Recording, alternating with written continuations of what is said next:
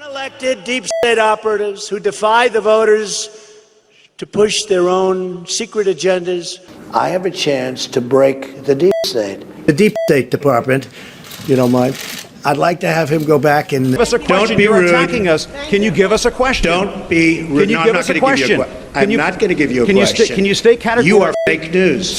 You are fake news. Sir, go ahead. Can you state categorically that nobody... No, Mr. President-elect, that's not appropriate.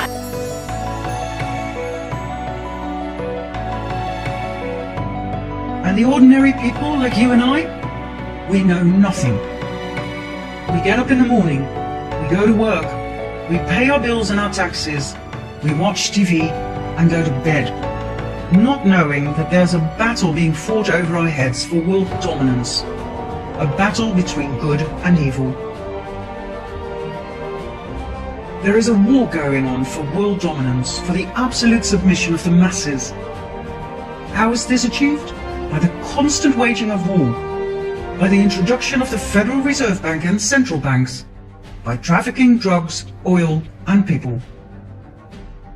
The only two American presidents who tried to break down the power of the elite, beginning with the banks by printing their own interest-free, debt-free money, thus bypassing the Federal Reserve System, were Abraham Lincoln and John F. Kennedy. What else did they have in common? They got murdered.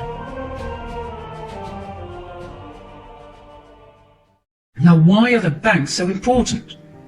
What exactly is the Federal Reserve and its central banks? The Federal Reserve is the central bank system of the US. And in spite of the very misleading word federal, the Federal Reserve and all central banks around the world are privately owned.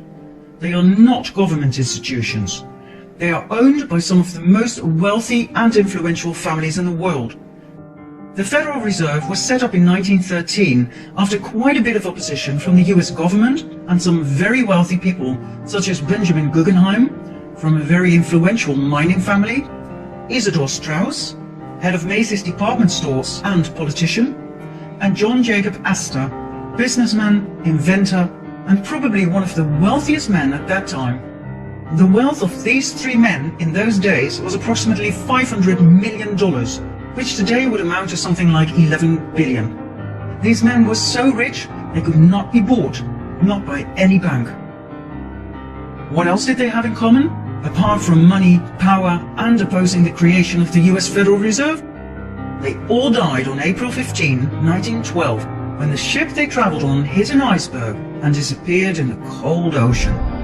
1912年4月10日、当時世界最大の豪華客船と呼ばれた一隻の船が処女航海を迎えた。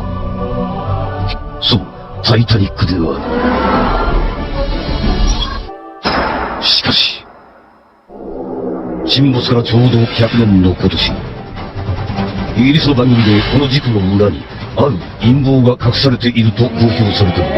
それは、タイタニックの沈没は事故ではなく、ある陰謀によって計画的に沈められた可能性があるのです。実際、タイタニックにかけられた保険金は普通では考えられない巨額なものでした。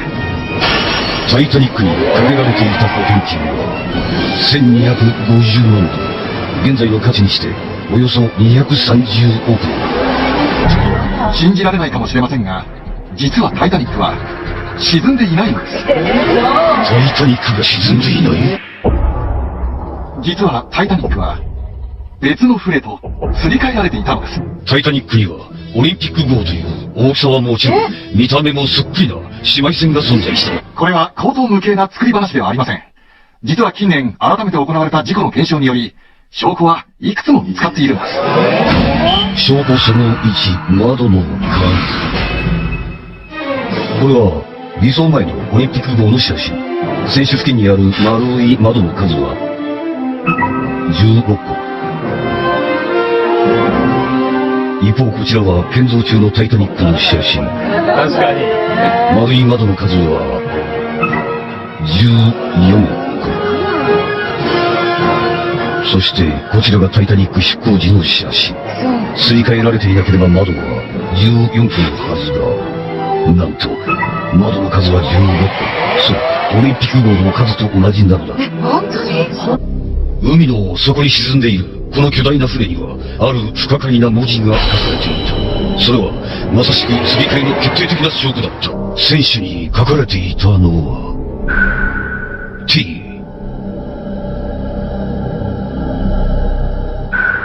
I、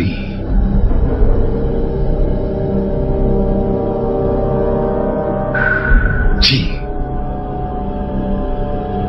しかしその横には、本物には存在しないはずの、M と P。Of our independence, we must not let our rulers load us with perpetual debt. We must make our choice between economy and liberty or profusion and servitude. Wow. I place economy among the first and most important of Republican virtues, and public debt is the greatest of the dangers to be feared. It is incumbent on every generation to pay its own debts as it goes. We must have a central bank to secure this country's finances.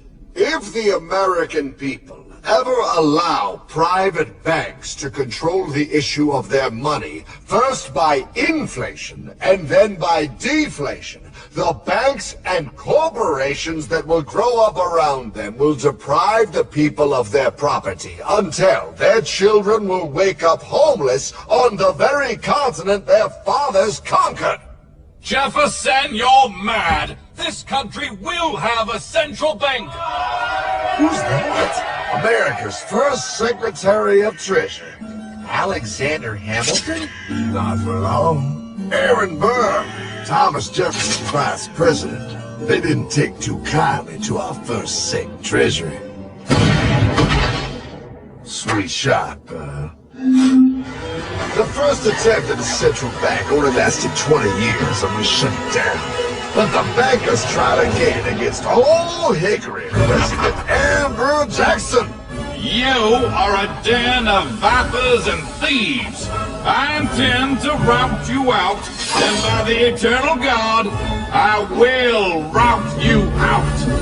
After surviving an assassination attempt, Jackson finally defeated the bank in 1836. When asked what was the greatest accomplishment in his life, Old Hickory replied, "I killed the bank."